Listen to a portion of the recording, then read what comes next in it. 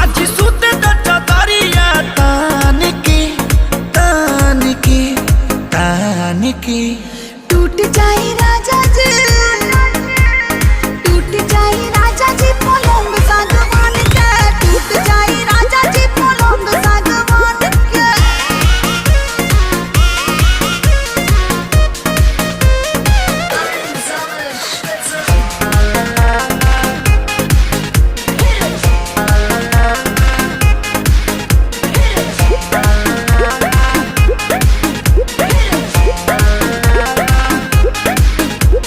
छुए द बदन की देखो न कटन की चदर बिछा देहनी।